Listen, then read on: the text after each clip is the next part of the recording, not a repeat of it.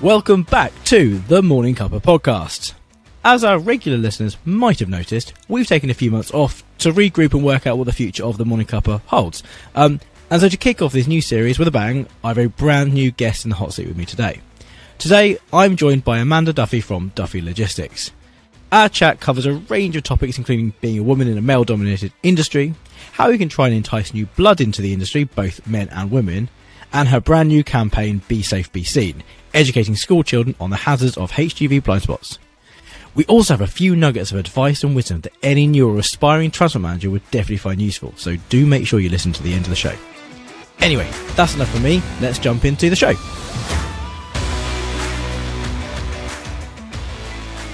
There's nothing to be nervous about, and this is going to be the start of the podcast. Don't worry, that we're not going to edit it down. We'll pretend like we've seamlessly kind of transitioned into this. We won't talk about the 20 minutes of technical issues we've just had to. We won't, or the fact that I didn't have my headphones turned up. Well, yeah, I mean, you brought that up, not me. So Amanda, thank you very much for joining me. As I say, for our guest, Amanda's from Duffy Logistics. She's agreed to come on to the pod to talk about her experiences. And obviously, as it is International Women's Day next week when we record, so today, I thought who better than to have a woman on to talk about their experiences in the transport space. So first of all, thank you for joining me.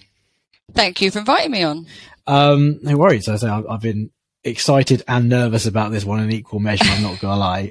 So we'll jump straight in. I'm gonna kind of, the floor is yours. Let's just introduce yourself, give us your background of who you are, and kind of give us context as to why we're talking today, really. Yeah. So I joined the transport sector, God, it's nearly 10 years ago now. I fell into it. It wasn't planned. I was actually studying to be an accountant at the time. Oh, wow. Okay. Then I went through my transport manager CPC, blood, sweat and tears, came out the other side, survived it. And I absolutely love the industry. I can't imagine doing anything else, to be honest with you. I love it. So what did you think you were going to do when you were doing accountancy? Was it to go down the route of being an accountant? Yeah. One of the big four? How boring is that? I mean, I've got a few accountant friends that might listen to this episode. I wouldn't say they're boring. No. I personally can't think of anything worse. I like kind of being out in the real world, but that's just me. Yeah, definitely. No, I love it. I'm very glad that I did get into the industry. Don't regret anything at all. Fall into it? What was the sort of reason? It was just a construction company that I was working for at the time many years ago, and went through and done my CPC, and then from there kind of went down an auditing journey. So I've done auditing for fours, bronze, silver, gold, DVSA under ignition audits, and then more recently Mission Zero audits. Okay. And then just a compliance journey now, so it's all good. So what's the sort of what does a day in the life of Amanda look like at the moment then? What's sort of the average week or day? Yeah, so no 2 days are ever the same. I go into an operator, I work for an operator. Most of my time is dedicated to Essex Bulk Services. So I'm in with them 4 days a week. And then I've got 1 day a week that I should have been a lady of leisure. But I decided to set up my own company. So I do compliance for other operators. So it tends to just be word of mouth, and take them on a journey. Initially, it starts off with compliance, to be honest with you. So if something's gone on or there's been an issue or an incident, sometimes that's why they get called in. Yeah. A lot of the time it is just because people want to be better and implement best practice and then go on a journey from there, really. Nice. So I think possibly we're going to have a few new listeners for at least this episode that might not have a transport background. So I thought it might be useful. I make out like I came with this idea. This was definitely your idea pre-recording, so I'm not going to take all of the credit. But in your words, do you want to kind of describe what a transport manager actually is or what you actually do for a living? Yes. So many years ago, my son asked me, he was like, Mum, what is it that you do? And I thought, God, how do you explain this to a child in simple terms, but still manage to make it sound interesting? And the easiest way I came up with doing that was to say that I help protect the environment and save people's lives. Sound like a superhero. I am a superhero. So if we're looking for a theme today, I think we should go with that. I think anyone that's in transport is a superhero in their own right. You know, whether you're a planner, a driver, a transport manager, a trainer, We've all got a shared vision at the end of the day. Yeah. We want everyone to return home safe, unharmed at the end of each day. We want to make the roads safer and at the same time have a less of an environmental impact. Unfortunately, though, we all have that vision. Some people have different attachments to that vision. You do find some operators and drivers who see safety and compliance as an added extra, not the core purpose of what they do. How do you work with it? Because I know obviously you work with EBS most of the time, but you work with operators on your when you're a lady of leisure. How do you kind of get through to those operators that actually what you're talking about is important? How do you get them on side? I think they kind of need to have that vision initially to begin with. You kind of have that or you don't. I think the industry has come a long way over the last 10 years, with safety features that are in vehicles, contractors, supply chains. It's all forced in everyone's face now in relation to safety and being the safest operator that you can be. So I think a lot of it is the buy-in from directors and senior managers and them being on that same journey with you as well. I think that's the biggest issue is there's obviously legally you got to tick boxes, but I mean, our background, we started off as Force consultants. That's what we did. And Force is very much seen as a necessary evil to an awful lot of people. I'm not speaking out of turn there. It is, you feel like you need to have it for contractual agreements. They don't necessarily see the biggest value. I think sometimes safety and compliance are seen as but it won't happen to me. It's fine. Definitely. And I think you do need to get a cultural shift from actual directors and business owners to kind of genuinely see the value in what it is. How do you shift that? I mean, if you got people, I mean, you say you sometimes go and work with people that want to make a change. They've done that job for you. How do you work with the operators that have been told they've got to change?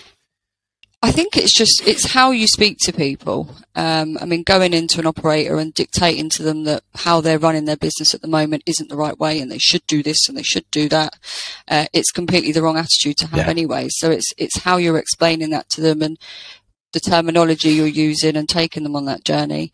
And also it's just reminding them that, at the end of the day, the worst case scenario is that there's a major incident that happens and nobody wants that. No. Worst case scenario, you're not able to run your operation and you can't have vehicles on the road. Or worst case scenario, there's life-changing events for somebody and somebody's family and nobody wants that. So sometimes it's really stripping it back to the absolute basics of what you are actually doing. And we've all got a duty of care. And sometimes it's just reminding everyone of that. We've just launched a new product called the Transfer Managers Collective, which is not actually aimed at new TMs, although a lot of new TMs are finding massive value in it because it is a safe space to talk about this sort of stuff. Yeah. But a lot of the conversations I kind of see from inexperienced ones is they feel, they don't say it, but it's like they're almost bullied by operators because they they're inexperienced. They know their shit when it comes to compliance and safety, but they don't necessarily know how to communicate that. So how would you kind of explain to what advice would you give a new TM who's sitting down with an operator? What sort of, I guess, red flags might you look out for more than anything else? I think as a transport manager, you have to stand your ground. At the end of the day, they've asked you to come in and do this as your role and the buck kind of stops with you. Yeah. So it's just enforcing that really, for the operator to realise and be aware of the fact that they have got a duty of care and they have to listen. It's not a matter of they can or they can't. They actually have to pay attention. And I think a lot of it as well is down to giving a bit more back for the drivers, for them to feel empowered that they can step in and report near hits and take 5, step back, report if they see somebody else doing something that they shouldn't be. And to not be persecuted for doing that as well. Yeah, that's it. And just to be more collaborative, really, and all come together. So what sort of things do you, in your experience, work well to get drivers and operators on board? Do you kind of sit down, do you get them on a room, sing Kumbaya and stuff? Or is there something more structured than that? Yeah, so one of the campaigns we're running at the moment is actually with the Metropolitan Police, which has been really, really positive. So we've had Rob Beckers from the Commercial Vehicle Unit, and we've got various toolbox talks set out across all the different sites. And it's just engaging with the drivers. It's not a you and a them. You know, no one's against one another, and it's just collaboration. It's just bringing as many people together, and we're doing that across various different customers. So it's our drivers, other customers' drivers. Again, it's just that collaborative approach that we are all in this together, and the more people that are on that same journey together, the less chance we have of having any incidences. What's the sort of feedback you've had from that from drivers? Yeah, it has been really positive so far. So far, so good. I think communication and engagement with drivers can be difficult at times, because you're trying to find that right balance. You need to make them feel like they can talk to you. We're so technology driven as well at the minute, so it's trying to not overemphasize on technology or rely on that too much. You still need to have that face-to-face presence and carrying out toolbox talks and site visits and spot checks and gate checks and Saturday checks, and at the same time there's some stuff that you can do digitally, but just not overkill it digitally. I think it's also important to not only communicate with drivers when they fucked up. I think that's the thing, is don't just be there when there's a negative, go in when there's a positive, and see it that's the thing. It's one thing I've kind of not necessarily dropped the ball in the last few months, but internally within Hub and with what we're doing is we're a very small team. There's 7 of us.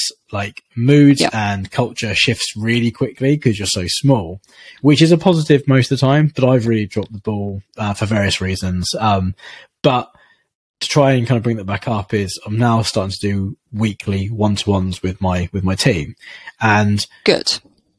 It really scared them this week when I did that, because they're like, "Oh my God, what have I done? I was like, what have I done wrong?"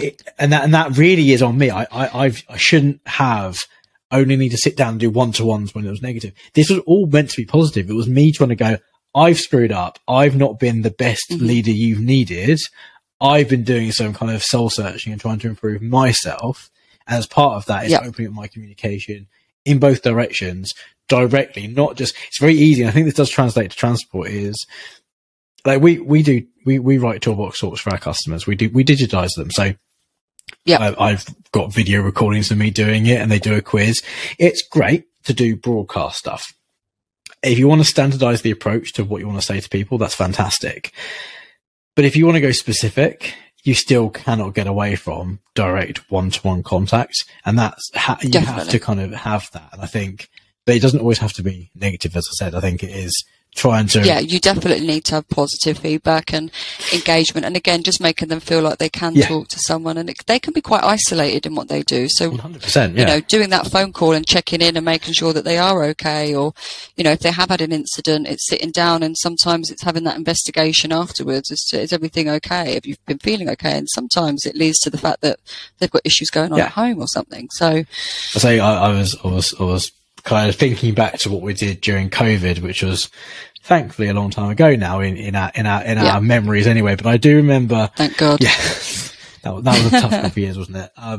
I remember sort of, we obviously went totally remote, totally online, sitting in bedrooms and kitchens with cats and kids under your legs, trying to get the work done, which working from home is great. I mean, I'm working from home today. This is how we're doing this recording. Exactly. But at least not everyone is at home. At least the kids are back at school. Yeah. But I think the point I'm making is communication is not just verbal. It's obviously kind of non-verbal and body language. And that's really hard to get across in a phone call or a video call, or an email. So we had during lockdown, it worked really well, is a traffic light system, because you could only see kind of this bit of you on screen. Yeah. You couldn't see what was going on under the sea, behind the scenes. And green, it started every meeting, just like, where's everyone at? Green, okay, let's crack on. Nothing immediately going wrong apart from the world is exploding, COVID's killing everyone. That was a known stress that everyone has. Amber was like, okay, I'm really struggling today for whatever reason. Don't necessarily want to talk about it, but just so you're aware that I might be distracted or irritable or maybe not the best decision maker or not as forthcoming. I might be quiet. Don't call it out. Just be respectful of that. And then Red was like, nah, stop. Don't record. Yeah. Don't carry on this meeting. Let's go and deal with this situation and actually draw a line and stop that meeting, because nothing is more important than the person's own personal. Like, people might, like, you've got drivers, you've got transport managers, but you also mums and dads, children, brothers. Yeah, exactly. Yeah. That should be the most important part of who you are. Not the role you play in your workplace, but the person you are at home. So that should come through. doesn't always work in the real world, though, and specifically in transport. I think we're notorious for not necessarily treating people well. I don't know what your experience is in kind of your last 10 years, but do you find that the way individuals are treated varies? It obviously varies company to company, but do you kind of see bad experiences? There's some companies I've gone into and you think, gosh, like it's upsetting to see how some drivers get treated sometimes. I've definitely witnessed that. And that does pull at your heartstrings, and you just think, you know, throughout the global pandemic, they were the unsung heroes. You know, they kept the country moving, whether it be food, medical supplies, DIY equipment to keep us all sane when we were locked up. You know, and it's, so that can really pull at your heartstrings sometimes. What sort of like, have you got any specifics? I know we don't want to talk bad of people, but don't put names to places and stuff. But like, what sort of experiences did you see specifically?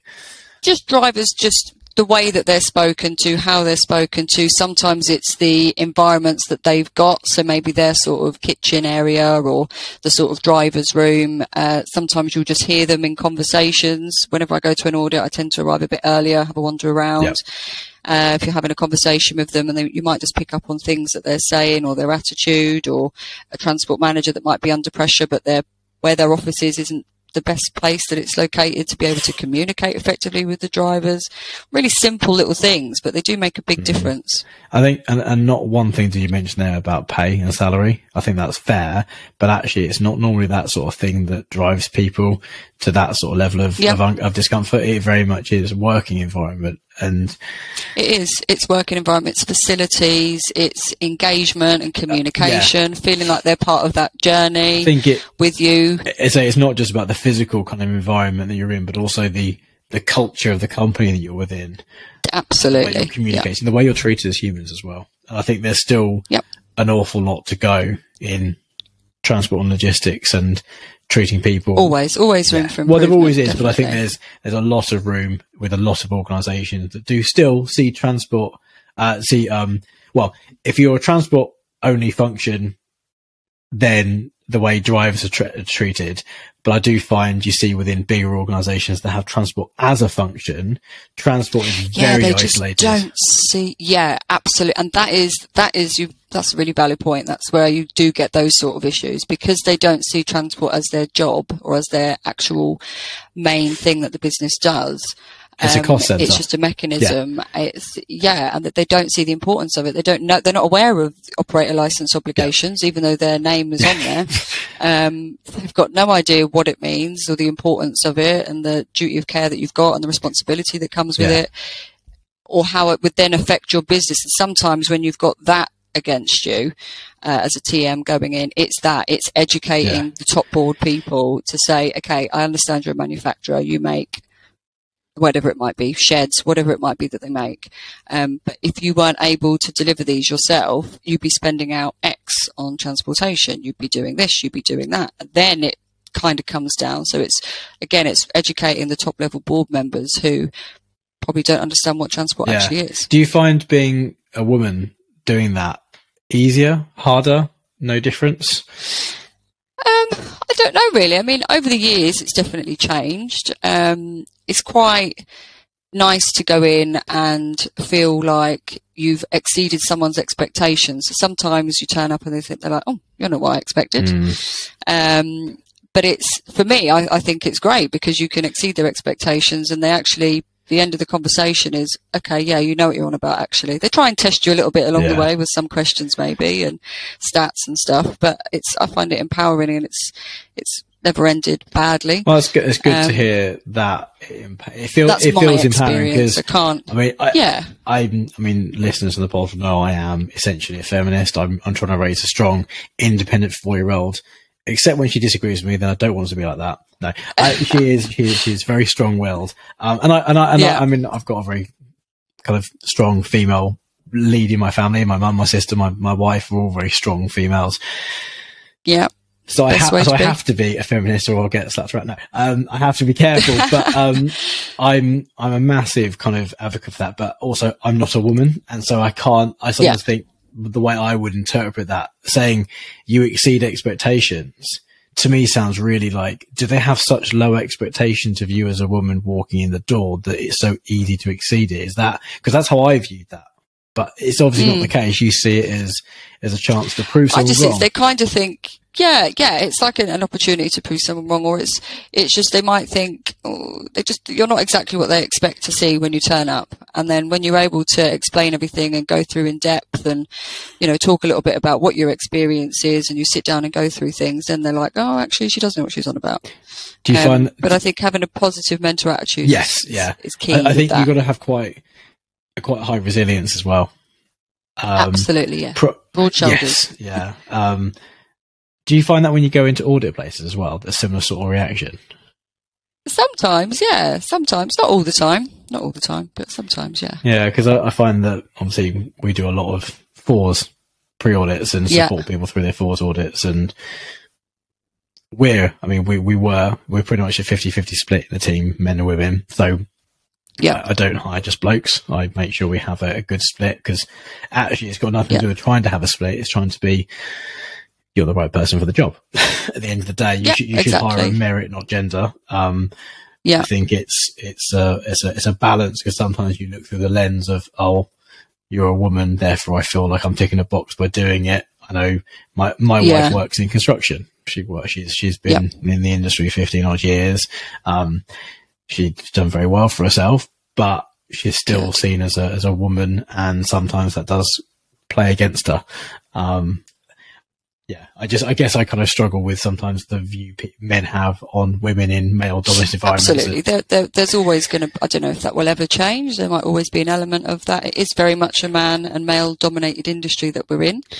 But there's no reason that a woman can't do it just as well. Yeah.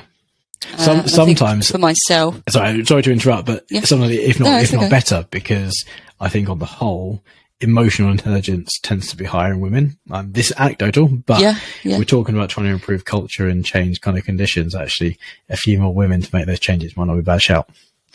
Yeah, exactly. So what were you going to say, though? I interrupted you. I actually don't know. Now it's gone from me. You're not going to refer to one of your multiple notes you've got around you. I know. I had no idea what to expect today. I mean, you've listened to the podcast before. You know there has no script and no structure, and it just kind of goes as it goes. Yeah, so exactly. I guess I have got a couple of questions, just because I thought it'd be nice to kind of direct a little bit. But is there anything that you're specifically struggling with at the moment with either a customer or a driver? Is there something that you're really kind of, or something you have struggled with recently that you kind of solved? Something that kind of another tier might be able to learn from? I think it's that engagement and communication and collaboration, that side of things, and just really getting everyone involved, breaking down barriers. Have you found collaborating? I'm quite interested in how you got to work with the Met Police. I think that's quite interesting. How did that come about? Yeah. LinkedIn. I love LinkedIn. So if I could give any advice to anyone, it would be get onto LinkedIn. That's how we met. Got this going today as well. Yeah, exactly. I just think LinkedIn platform is great. It's a good way you can follow people, and sectors and companies and stuff that are related to what you're interested in, and it becomes really relevant. And I just seen on there that he was doing engagement with other companies, and I just thought it was a great initiative, really. Did you find bringing in the Met Police did that help engagement, or did that put up barriers? I think well, we're still at the early stages of it, but I think it did. A lot of the toolbox talk that they're delivering is in relation to drivers' mental health and well-being, which is really, really key and important. Identifying anything, it's just something for them to discuss. Sometimes it's like, I heard if there's an incident, we don't get to say our piece, and straight away we're always going to be the one to blame, and that sort of stuff. So it's breaking down that barrier between the driver and the police to know that we are there together. It's not automatically assumed that you're in the wrong or that you're at fault. And I think what leads on nicely from that is the fact that as an operator, there's so much that we do it's a heavily legislated industry. The profit margins are small, between buying the most latest technology and all the equipment to go with the vehicles, telematics, cameras, side scans, everything that goes with it, all your driver investment.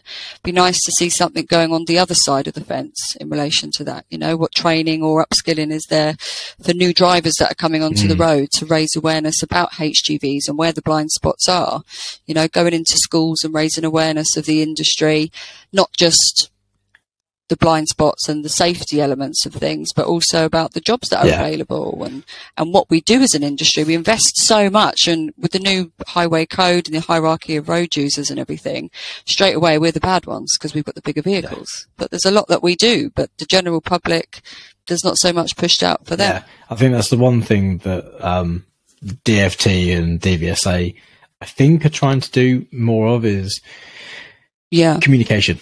And broadcast. I know, I mean, the way these recordings have happened, I've spoken to someone from the DVSA. We've had them on the podcast. That'll be going live in a couple of weeks' time, I think, from when this one goes live. But I get the impression that, like, they're trying to be more broadcast one. And I mean, I'm not one to give advice. I'm just some only startup founder. I've got no real kind of idea, but I said what these, especially, I mean, we were talking about earned recognition, so that was the specific topic. But the reason Fours has done so well is it's run as a commercial entity, and therefore it's commercialized, and people it's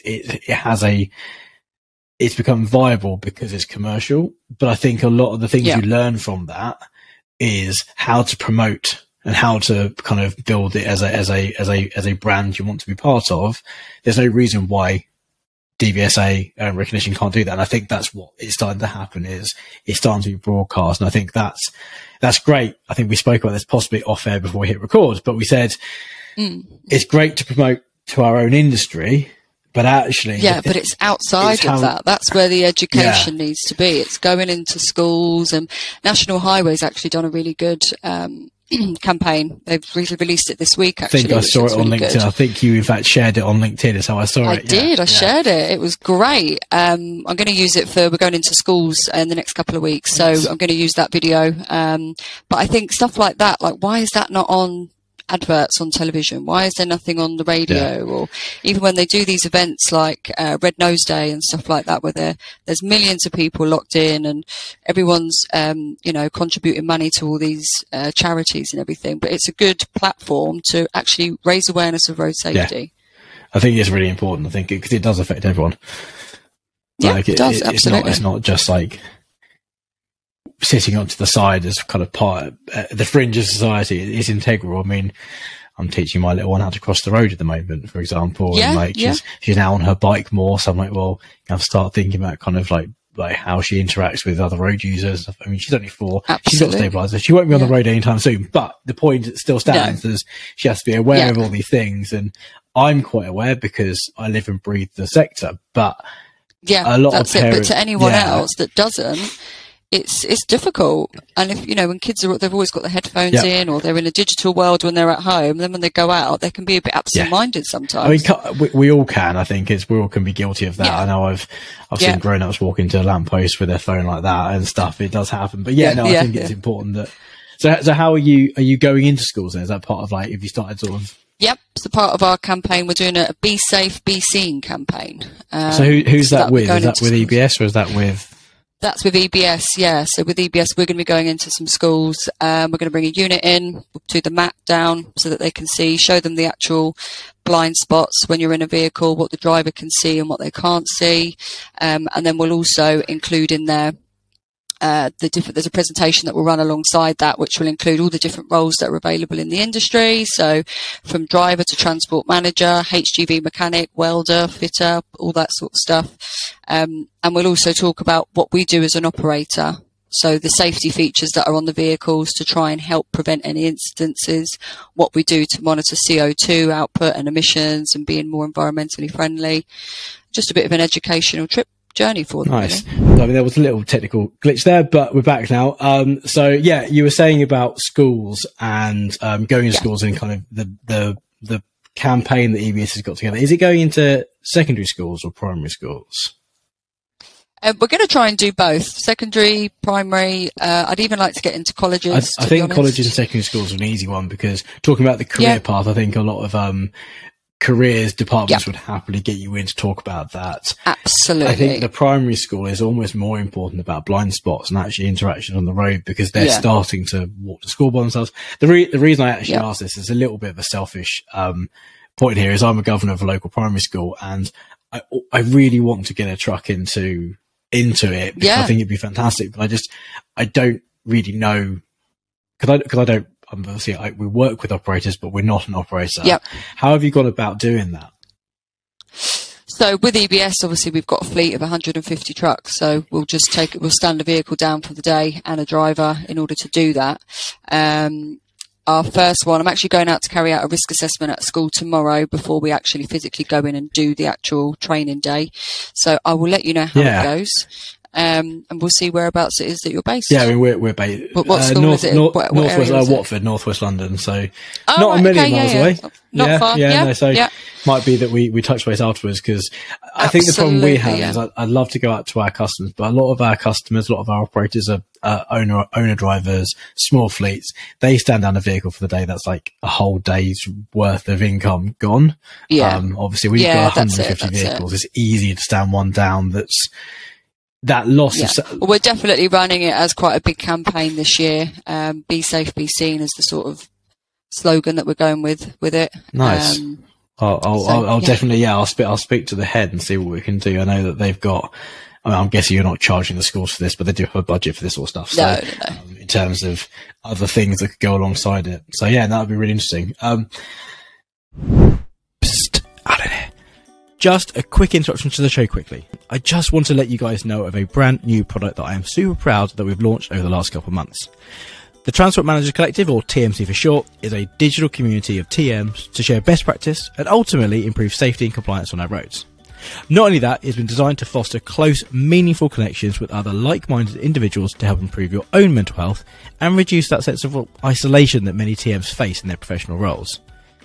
As I said, I'm super proud of this community. So do go check it out by going to www.tmcollective.co.uk and use the code FREETRIAL to get your first month free. Anyway, that's enough from me. Now back to, me.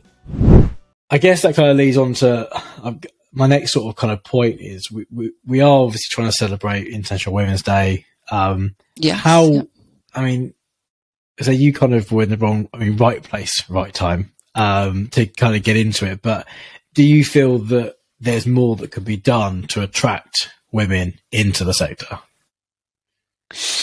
Yeah, I think it's going back to sort of the educational piece and getting into colleges and schools and stuff. I think it's raising awareness of the different roles that are available, making it a bit more appealing to women. I mean, there's the different sides of it. You've got the driver aspect of it, but then it kind of goes down the road of the facilities that are available for drivers. The facilities aren't great everywhere you go. So I think that's a bit of an issue, I think, for men and women. In order to go down the driving route of things. As a transport manager or compliance or planner or anything like that, I just say go for it. It's a great industry to be involved in. How can we do it? Because I mean, people have been that it's an industry that's worth getting into. What sort of... I say you're going to schools, which is obviously a great way of getting in front of lots of people, and there will be girls and boys in the school. But what other things do you reckon we could do to actually actively encourage women into the sector? Like, do you think there's anything we could do specifically for women, or is it just a recruitment drive at new blood rather than just females? Because I think... I think it's across the board. It doesn't need to be women specific or men specific. I just think it's just making it more of an appealing role, particularly if there's, if there's children they're not that academic. It's making them aware that this is another whole industry that you can get involved with. And that you can excel in as well. Yeah, you can progress in it quickly. It's like anything, hard work and dedication, a bit of grit in your teeth. It's good. No 2 days are ever the same. It's ever changing, which is great. So I guess, I mean, what would you have liked to have had when you started the industry? What sort of... Cause I've asked this question to a few people, and a lot of them say a mentor. someone that could actually help guide them. Yeah. And the question I've asked to a few women that I've asked the question is a strong female mentor to help navigate how to be a lady in a male dominated environment. Is that something that kind of resonates with you or? Yeah, absolutely. Yeah, definitely. I think throughout my 10 years, I've definitely had people that I've worked closely with over the time, and, you know, their knowledge and their experience, they've been in the industry a long time. They've been in it longer than I had. So I think, yeah, it's always about learning from other people. I think nobody knows it all. I don't know it all, far from it. And I just think the more people that we can learn from, the better. So I think, yeah, it's great to have, if there was like a mentor scheme or something, or if businesses had that in place.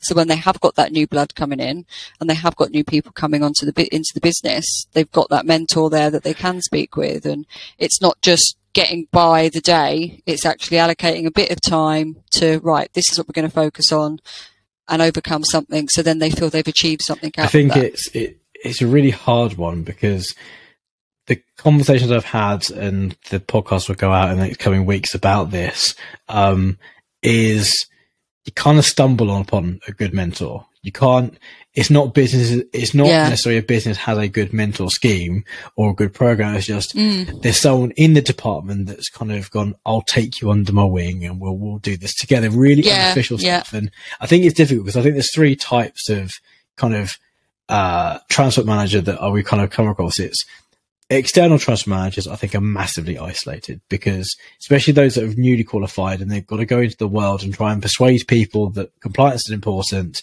They don't really know what they're doing. Like they sort of do, they've done the exam, but like it's the experience bit that they're lacking. But then also internally, I think there's if you're an internal TM at a company that has transport as a function, generally once you're into the TM, you are the most senior person that knows transport compliance. Like there's no one above you to guide you. And then if you're in a big firm, I think you potentially, if transport is the only function and there's many transport managers, many depots, that can be a better place to be. But also if you've got many depots, you're probably one TM per site. Again, you're very isolated at that point as well. So I think mentor schemes is something that I'm quite passionate about making a difference, because I like that idea. I think it's great if you can get a company to do a mentor scheme. It's great, but I think sometimes it's seen as an afterthought, or there's someone that, I mean, the ideal is the outgoing transport manager that's been replaced by the new TM. There's a crossover. That's a pretty good way of at least handing over the reins.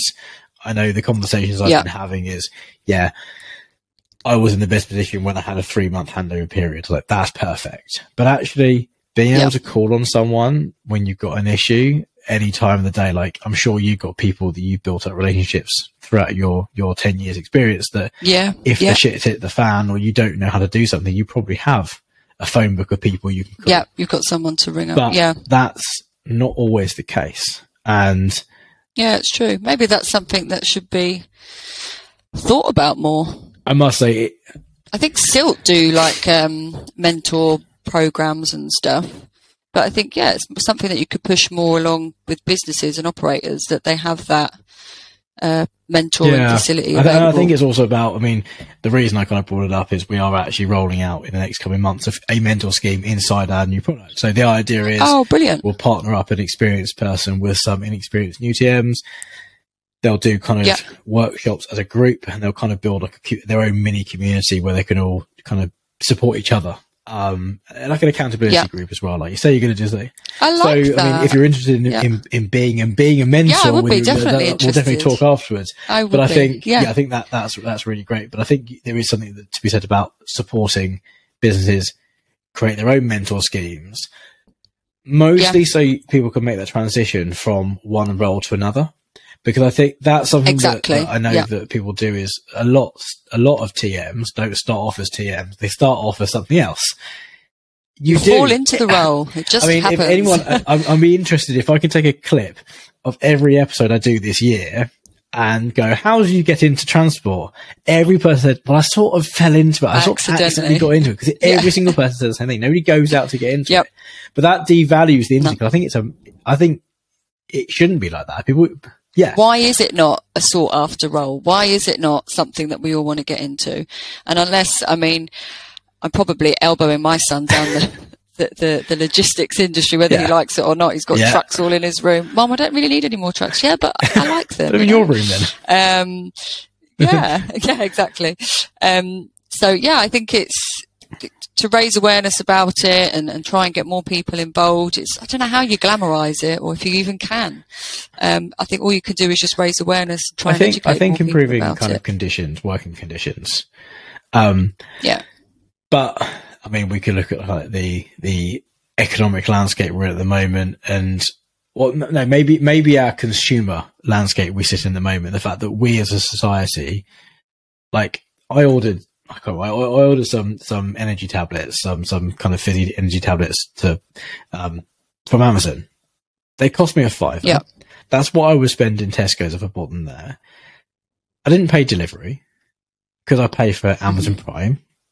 And it comes in this massive thing. I'm like, how, like, it is a race to the bottom. How is that sustainable? It's a race to the bottom in terms of price. So the whole logistics like that, everything in transport and logistics is a race to the bottom in terms of cost. Razor thin margins, which is what you said at the beginning.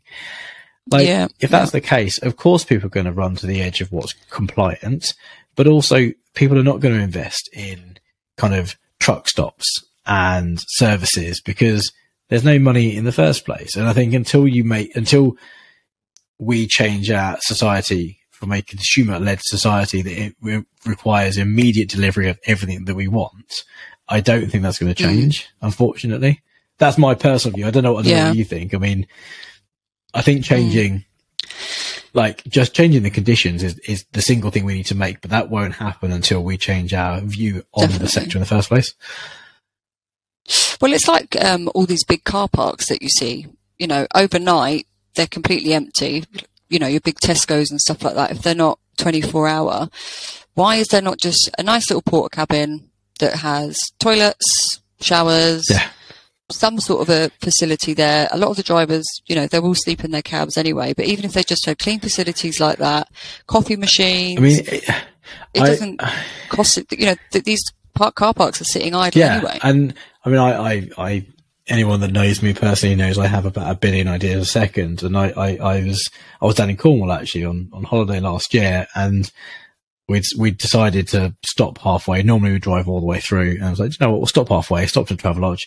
I was lying in bed. I was like, it's an average bed. It's a Travelodge. Then there's nothing fancy, but I'm here. I'm in a nice comfy bed. I can actually go to the loo and have a shower inside. It's functionally clean. Why is that something? And I can get into this car park because I'm in a car. I've got to pay for it, but I'm on holiday. You don't mind paying for it. But there's a definite gap, personally. And the idea I had was, like, not necessarily port cabins, but shipping containers. I'm sure you've seen them. The tiny homes you can get, kind of shipping containers turned into homes. Yes, but it doesn't have to be. And they're really opulent. They're really nice inside. So it doesn't have to be a shitty porta cabin. It can look really nice. You can have bunks, showers, you can do it coin operated, you could even do kind of like a smart card thing where employers get given it. And then who was in it beforehand, and it gives responsibility. It'd be a big project. It's not really worth doing one of them. You do need a network of them, but I think that would be a big. Yeah, you need multiple ones around the country. And who takes responsibility for it? Well, that's the thing. An operator that has 10 trucks isn't going to be able to afford to do that. And if you're an operator of 150 trucks and you operate in a region, you might do it in your region, but you ain't going to do it in a region you're not part of. So it's, I think improving the conditions for the drivers is the single biggest blocker, I think. But then I think on the flip side, I think if you can get over the fact that some of the conditions are crap, I think it's a great industry to be in. I think it's, absolutely, definitely. Yeah, it's ever changing. I think it's I personally would love to kind of, if I ever decided on a career change, it wouldn't be a career change to I just moved to a different role in the sector. I think I'd love to be a driver personally, but that's just me. I'd like to do my HGV just to give it a go. I've got a guest in the next few weeks, hopefully, who's a driver training school. I was like, I wonder if I Okay. could use that and I could do my license through him. That'd be fun. Yeah, that would be good. But that's another thing, isn't it? It's license acquisition. Another thing that we've done at EBS is we've opened up a training academy. Yes. So we're starting it off with driver CPC training, but we actually want to go into your 10-day transport manager CPC, and also license acquisition as well. So again, it's upskilling, people to actually come into the industry, new blood, literally from the start. And get them on their journey to being a driver. That'd be exciting. Have you been involved in that process, setting that academy up? Yes, I set the whole thing up. Yeah. It's been a good journey actually. It's been quite exciting. How did you find going through the becoming a CPC training centre? Was that kind of? Yeah, it was okay. The support at DVSA is really good. They're helpful. You get an account manager assigned to you.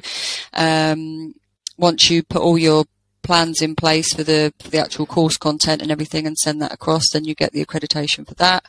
Then we've obviously got some of the courses, we'll get them FORS approved as well.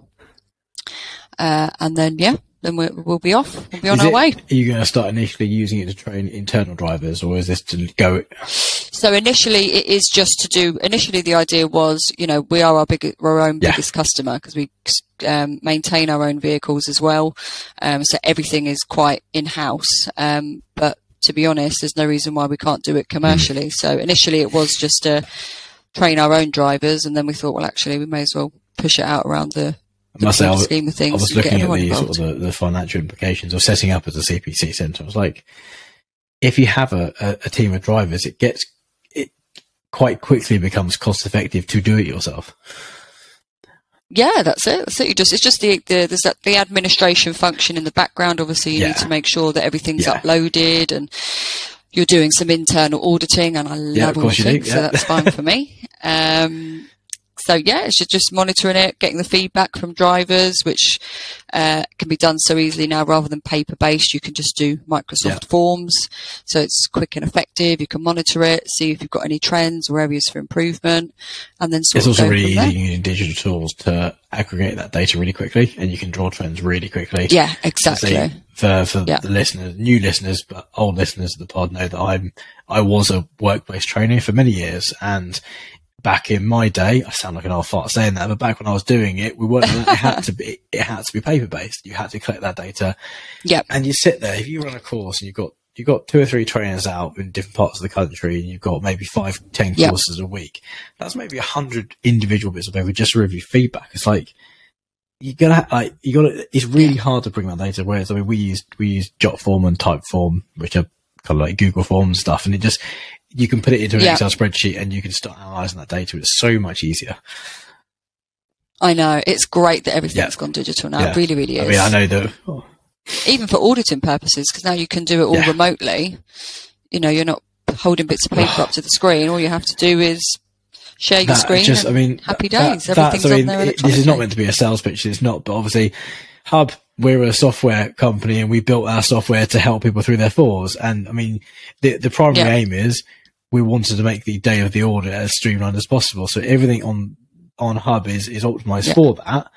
But it meant that during an audit, and we were way ahead. Like we were doing this before COVID, and then COVID hit, and then suddenly, actually all this stuff is online. Oh, it's easy. Just share my screen, and you sit there and you go, oh, how do you track your fuel? Well, there it is. No need to get some scruffy Excel spreadsheet or kind of notebook held onto the screen. It's just like, it's all there. And I think that is the way the industry is and should be going. Yeah, definitely. And at the end of the day, hybrid working now and people working from home and stuff like that, it not only does it make that easier, but again, you're reducing road risk. You've got less vehicles out on the road. It's protecting the environment. You've got less emissions. So it's an all-round win. As we're saying, we're a husband, a father, a dad, a mum, a daughter first, a driver second, or a transport manager second. Is if you don't have to do that commute every day. I mean, there is something to be said about. Oh, it makes such a difference. Being able to do the school run. I mean, I've been very lucky. I'm able to shift my day and work from home and finish early and be flexible because I've had to do all the childcare the last 2 months. My parents normally do the wraparound care for my little one at nursery. They've been selfishly away on a holiday for 2 months. They got back yesterday, so luckily they're back now. But good for them. 2 months in holiday Australia for a friend's wedding. And it was amazing for them, but like, I have to finish at 2:30 every day to go and pick up my little one from nursery. Yeah. But I can, because I don't need to necessarily be around people to do my entire job. I can go back to the office in the evenings, and I can work from home. Like, there's no way I'd get from, like, I can reduce my time spent traveling because I need to spend more time with her. Yeah. I think it's a real benefit to the kind of the hybrid working environment. You get the whole work-life balance. And I mean, I can't speak for everybody, but I know I definitely don't switch off at 5 o'clock. Whereas if I'm in the office for the day, I have to leave at that time to be able to get back. I must say there is that sort of, the delineation between home and work becomes quite difficult when you do work from home, though. It's like you say you don't switch off, which is actually not necessarily the best thing in the world. You actually want to switch off. No, and I find it's that, not. especially if I'm lucky. I mean, I choose where my office is. I'm the boss, but I work 5 minutes walk from my office. That was my decision. I make that decision. Selfish, I know, but it is what it is. But actually, it's bit me in the arse a couple of times, because I get to walk home, but within 5 minutes, I've gone from what could be quite an intense work discussion or brainstorm or problem, and then I'm in the door and I've got to deal with a 4-year-old who wants to play like tea parties or whatever. Yeah. I have no buffer between the two, and I want to be present in both of those scenarios, because I am founder of a company. I'm also a dad. Yeah. She sees me as a daddy that just wants to play on the floor with her. She doesn't see me as that. She doesn't care about that. No, you're a superhero now. I am a superhero now. I'll take that. I'm going to take that. Don't inflate my ego anymore. I don't think my team could cope with it. But like that delineation. So I find that is quite tough. And I think people that work from home struggle with that as well. So. Yeah, definitely. I think for me, I mean, when I'm in the office, it's Essex, so it's not exactly just around the corner for me. I'm in Buckinghamshire, so it's a bit of a journey, but I think you get the most ideas in that car journey. Listen to your music, and your brain doesn't switch off, but then you've had that nice enough of a rest, so by the time you get in, you're ready to do non-work things. Ready to do home life. And I think I'm aware of the time, and we need to stop nattering and let you get on with your day. But I must say, I've noticed, especially during lockdown, but then since then as well, because of that, I've done an awful lot more drinking. I spend a lot more time using alcohol as a tool to relax, and actually that's a really dangerous thing to do. It's something that I'm become very aware of, and you need and I think because I don't have a commute, I don't have that time to switch off between the two. I've started using alcohol. So you don't overthink it, whereas if you had that journey, you'd be thinking, okay, I can't drink tonight because I've got to be up early. It's not even that, but I just don't need to drink, because all the de-stressing and taking away and the thinking things through and the abstract thoughts that come in a commute, I don't get that. And so I need to sort of create that environment when I get home to kind of release it off my shoulders. But yeah, it's something that I'm just very aware of. And I mean, well, you're aware of it. That's the most important thing. And my body shape doesn't take likely to the amount of alcohol I'm drinking. So I've started kind of trying to be teetotal during the week, but let's see how that goes. I don't know. So yeah, I mean, I'm aware that I have taken up way more of your time than what I should have done. I think just to kind of finish off, what is, if I was to take a clip, take like a sound bite that I was going to kind of put into an advice kind of like pot, what piece of advice would you give maybe a young woman or someone thinking to be a TM, or someone that has just qualified as a TM? What advice would you give that person as they kind of start into their journey in transport? I think what we just touched on about the whole mentoring thing, if there's someone that you're working with, if you're already a TM, if there's someone that you're working with that you can sort of ask them, can they be your mentor, or, you know, speak to them and get some guidance from them, definitely do that. Other than that, it's things like this, podcasts, research, LinkedIn, any kind of platform that you can, or to network or go into events like the CV show, and those sorts of things like that. You always get talks. Certain solicitors, Woodfines, for example, they do an annual transport manager conference. All of those sorts of things are amazing. Like, it's great to network with people. You can see best practice, things that are going on. And you usually have someone from National Highways, from DVSA, various different platforms that are there as well, which is also a good insight to keep up to date and keep relevant, because it's, even if you've been a transport manager for years and years and years, you don't know it all. There's always something new going on. And anything that you can do like that, I'd definitely recommend. Well, I think we'll wrap up there. Thank you very much for joining me, Amanda.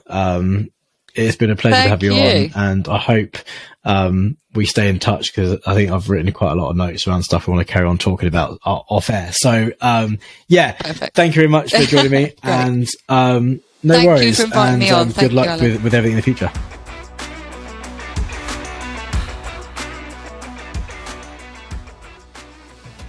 Thank you so much for listening to this episode of The Morning Cuppa. We've been kind of trying to rebrand the show over the last few months, so I do hope you like the new format. For our regular listeners, you know what to do. Check us out on the socials. And for our new listeners, I'd always appreciate a review wherever you get your podcast from. As always, I'm also happy to connect on LinkedIn, so please do go find me there. I'm sure there'll be a link somewhere in the description. As I say, I do hope you enjoyed the show. And do make sure you go and subscribe so you don't miss out on future episodes. I have some amazing guests lined up to follow in the next few months, so make sure you don't miss out. Anyway, that's enough from me. Once again, thanks for listening to the show. I've been Alan Talbot, and this has been the Morning Cuppa Podcast.